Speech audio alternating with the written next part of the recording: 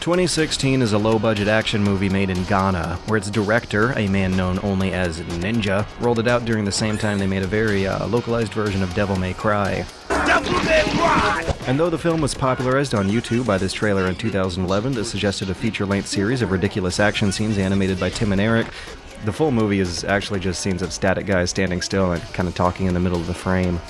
So it's pretty much a Star Wars prequel, 8.8 out of 10.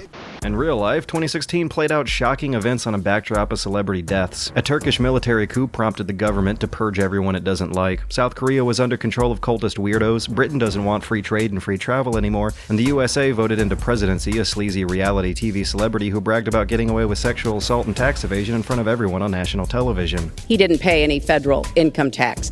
So if he's paid zero... In the pseudo-pretend luxury sphere of video games, the Wii U's life cycle is almost at an end with a stagnated lineup of like 2 incredibly niche releases, because Nintendo is rather focusing on the Switch launching in like a couple months. The upcoming release of 2 new backwards-compatible half-step consoles represents what may be the lowest generational leap in fidelity since, well, the last one. If you can even call the Pro and the Scorpio a new generation at all. But that doesn't annoy me too much, because the only people who should really feel pressured into buying a new console soon are also the people with enough spending money to be buying other high-end early adopted tech that actually makes use of it. 4K TVs and VR headsets. 2016 also saw decreased revenue among a lot of the anticipated AAA sequels, a trend that also doesn't annoy me too much because it should come as a harsh wake-up call, perhaps hinting at the long-awaited eventual decrease in consumer confidence following years of day one DLC, exploitive bonus content practices, and now withheld early reviews, which, surprise surprise, correlates to AAA sequels everyone expected to be bad actually ending up being pretty good, as well as more companies adopting more generous policies. We have Steam refunds now. I guess you can call me an optimist for once. I'm coming away from No Man's Sky with that same hope. That game's disappointing reception blew up into such a scandal that I honestly find it hard to imagine the usual amount of bizarre reverence for unreleased games to happen again within the next, say, at least 2 years. No Man's Sky is a very familiar story that seems to keep happening, but the sheer minutiae that fans roasted away the promises behind it made that episode of overhyped gaming feel like some kind of season finale. Gamers are easily separated from their wallets, but maybe now that's set to change. We're going through a disruptive period of an unusually short half-step generation, but all in all, I don't think that really translated into a very bad year for gaming. 2016 may have been a shitty year for the real world, but for games, it was alright. It was decent. Which makes me want to focus on the good more than the bad. The first positive parable is that VR is finally happening.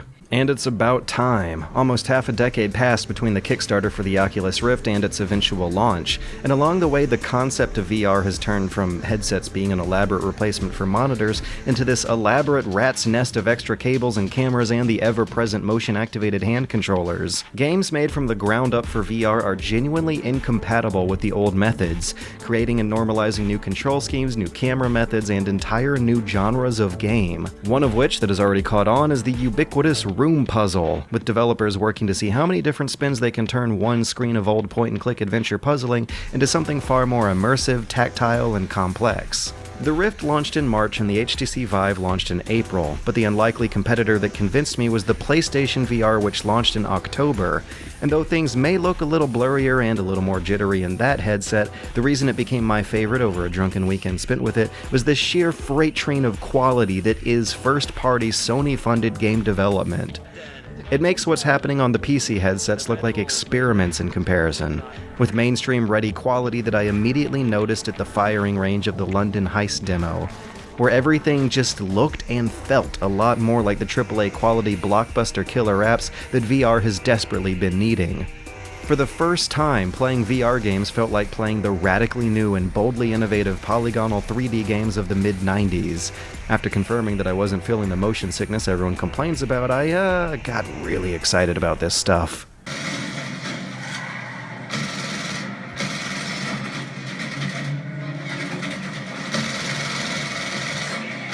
I've been waiting for one high-quality killer app to prod me into finally buying one of these things, and I think Resident Evil 7 may be that deal breaker. Because a lot of traditional action games still seem to be stagnating and becoming less interactive as time goes on, and VR feels like a cure to that. Without VR, RE7 looks like it may end up just playing like a 5-year-old Half-Life mod, but your most basic inputs really get taken to the next level of increasing interactivity with elegance thanks to VR, where controlling your aim with your face means that panicking in real life makes you panic in the game. It means you have to look at and confront all the spooky little cues that hint at the incoming jump scares. Even though the game wasn't built from the ground up for VR, doing stuff like sticking your face into cabinets for ammo and slowly peeking around the next corner feel like a natural fit. It would feel like a disservice playing it without VR. That confidence to push VR forward fast with elaborate franchises and expensive high-quality releases is a push we still haven't really seen on the PC side, where even the most promising projects still make for a pretty hard sale when you're just watching a video of it. But confidence and quality can be seen all over the PSVR lineup, where it feels like VR is finally ready to hit the mainstream, with demos like the Battlefront X-Wing mission, Batman VR, London Heist, Res Infinite, and 360-degree date with Ren Ishikawa. So what's George, what's scarier, this or Resident Evil? This. Yeah. There is nothing scarier than talking to cute girls.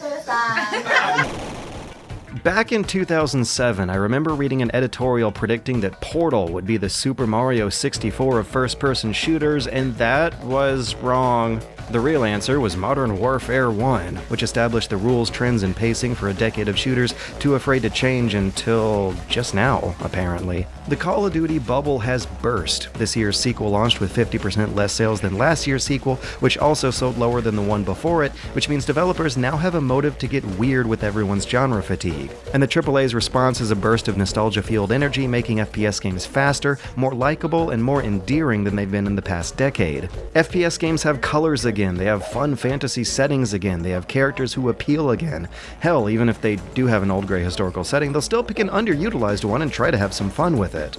FPS games have depth and difficulty in their movement systems again. Even Halo has you dash boosting and crouch sliding to factor in a whole bunch of other variables determining who wins the gunfight other than who spots who first. Wall running all over some ridiculous sci-fi future palace has now become your basic method of transportation in the past 3 years of Call of Duty, but Titanfall has stolen that spotlight with a campaign of high-energy levels that almost feel like slapstick comedy sets. They're levels that are also designed to be skied through with a bunch of speedrunning tricks that turn them into tunnels resembling the old Source Engine bunny hopping courses. Compared to 2009's most basic cinematic cover shooters, FPS campaigns of this year don't stop often for cutscenes. In fact, across a lot of these recent campaigns, you don't do a lot of waiting around for people to talk before they unlock a door for you. The one time this does happen in Titanfall 2, you definitely feel its pacing slow down. What best exemplifies this strange 10-year gap in FPS creativity is Doom 2016, which is what I guess I'll call it right now. It ended up being a more faithful Doom sequel than 2004's Doom 3. It learned lessons from 13 years ago to eventually apply them now. Overwatch feels like a natural progression forwards from the Team Arena class shooters of Quake engine mods that largely stopped looking and feeling like this at Team Fortress 2, while probably the one least nostalgic FPS favorite of the year, Superhot, still had me in love for a couple weeks with a short but sweet exploration of a fresh new FPS mechanic. Bethesda really didn't want to take the chance of any reviewers sapping sales away from their games as launches. Even though Doom and Dishonored 2 ended up reviewing very well, Doom in particular seemed doomed from the start. With an E3 demo that played nothing like the final game and a multiplayer beta that only showed things that the final game wasn't about. Plus, that's without all the neat little features that subsequent patches added in later. Expectations were low and then were shattered. This happened with Hitman, with Rainbow Six Siege, and Watch Dogs 2, and a couple years earlier with Shadow of Mordor. More and more games are defying expectations by basically setting customers up with low expectations. Which I think means two things. Further evidence that creativity and taking willing risks are driving game design more than they were 5 years ago, and that our old expectations are actually becoming obsolete. And that an increased lack of consumer confidence resulting in lower sales, resulting in greater cynicism, has resulted in greater chances of being pleasantly surprised. I mean, when the bar's set low, a thing doesn't have to leap very high to pass it, right? Which brings me to my own personal weird problem of selecting the super bunny hop, super legit game of the year. I'm hamstrung by the caveat that nothing I played this year really truly gave me the butterflies in the stomach that an undisputed game of the year really does, but that is my own fault based on the lineup that I did play. I think I just ended up happening to play a lot of the lesser of the best games of 2016, if that makes any sense. It has to do with my platform of preference and the unfortunate economic motives of playing games to review on a YouTube channel. I focused mainly on big Western PC releases this year, and that doesn't seem to be where the cream of the crop was this time. Because while I saw a lot of friends genuinely enjoying and having unconditional, good, clean, no-strings-attached, guilt-free fun with games like Dragon Quest Builders, Fury, Valhalla, Stardew Valley, and the Odin Sphere remake, a lot of the games I ended up reviewing positively did come attached with conditions. I'm gonna list 3 games I really enjoyed, but don't know if any one of them deserves unchecked praise. Keep in mind, this is just the unfortunate reality of the games I did decide to put on the schedule to play from beginning to end multiple times in depth and slowly enough for a full quality review.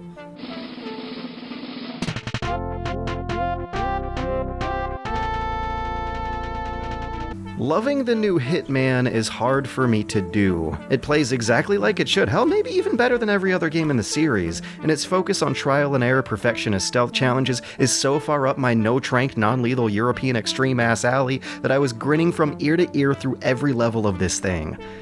That wealth of extra challenges and bonus missions means that every level, as huge as they already are, truly get used to their full extent. What seem like filler areas and odd curios end up becoming robust, well-utilized mechanics later on. The humor, grace, and style of Hitman acting like James Bond makes for a deliciously campy but classy aesthetic, but it's a single-player game with always online DRM that's probably the first one truly good enough to get away with it. It has no reason to be an online game, but publishers are going to use its success as an excuse to argue that customers are truly engaging on a positive outcome to Square Enix's new live experiences. It allows news stories of them slowly releasing these ridiculous restraints to take a positive spin, even when they haven't fully patched in an offline mode and fixed this problem. Meanwhile, me talking about this game always ends up with an argument about another deal breaker, the elusive targets. I started off just with mixed feelings about this concept, but now after missing a few of them, I just hate it. The difference between the temporary content of an elusive target going away in 1 week versus a seasonal online event is that an elusive target is narrative-driven content. This isn't just cosmetic stuff. An elusive target is a funny and interesting new character with their own intro movies, their own stories, and oftentimes they call for the level to be redesigned a bit for their own sake. So, if you get hit by a truck and end up in the hospital, if you have a big project at work for a week, if you have to go visit the relatives and you miss your deadline, too bad, Gary Busey's gone forever. Even if those tragic events don't happen to you, here's a much more likely scenario. You just miss them. You don't pay attention to the news that week. You don't install the Square Enix Hitman notification fun app on your phone to get reminded about them. If you don't take some extra steps to intrude the game into your real life, you pretty much have to launch the game client and look at the elusive target box to know if one's coming up or not.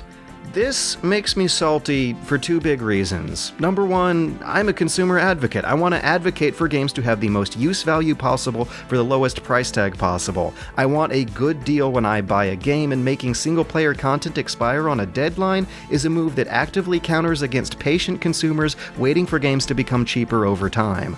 Number 2 is that this is a single-player game. It's its own self-contained universe. Planet Earth wobbles on an axis around the sun. It makes sense for things to expire and go away in real life. Why do they gotta do it here? Elusive target missions can take up to 2 hours. I don't want to schedule appointments and race against time deadlines for a level in a single-player video game. I play video games to escape those kind of obligations. Loving Hitman just stresses me out.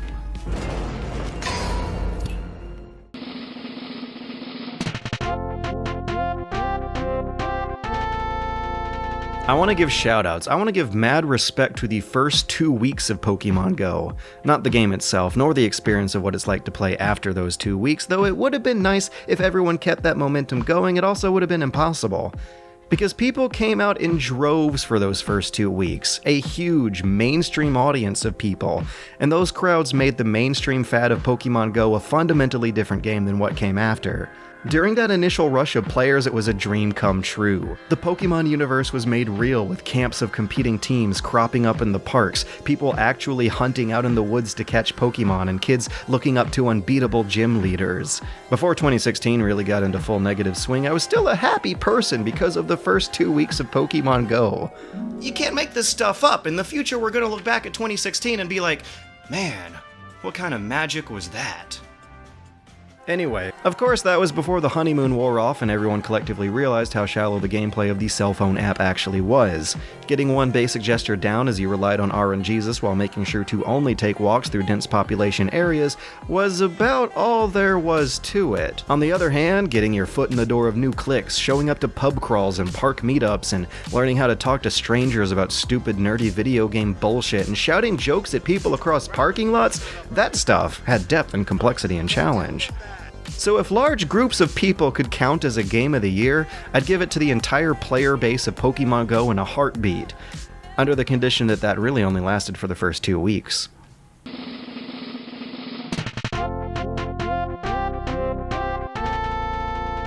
I have 300 hours in Rainbow Six Siege. I played it more than any other game this year. I loved it more than any other game this year. It's something I swear by and thoroughly believe in and have little to no complaints about, and the reason why it's at the bottom of this list is really just because it came out in 2015. December 2015, so it missed the deadline by 1 month.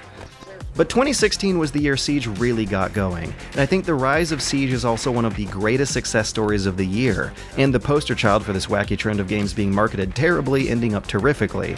Over 2016, Ubisoft fixed up Siege's issues with netcode and hit detection, they rolled out a pretty solid anti-cheat program, gave it an esports push, and a whole expansion's worth of new content supported by a $15 season pass that can be pretty quickly bypassed for free after about 6 to 8 hours of playing the game at a regular, normal, enjoyable pace. A huge flux of new players didn't just realize how great of a game it actually is, they also realized they could give it heart and soul. I believe these little chibi figurines had a lot to do with that, in addition to the characters just having good designs. But an onslaught of fan art and inside jokes made Siege even more of an adorable anomaly. Nowadays, the lead designer is retweeting an endless amount of fan art of cute girls, and who the hell would suspect that was for a tough-nosed, modern military Western FPS like Siege, let alone one that launched with a misleading trailer, a laundry list of known shippable bugs, all on the back of Ubisoft's terrible reputation. It had an impossibly steep mountain to climb, but by the end of the year, they actually scaled it. But actually, hold up, real talk. The Super Bunny Hop Super Legit Game of the Year is 360-degree date with Ren Ishikawa. This is how Japan is solving their nobody's dating problem. Yeah, with give up machines.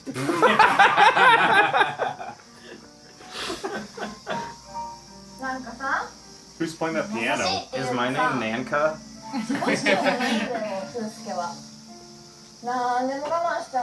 Liam, this is getting boring.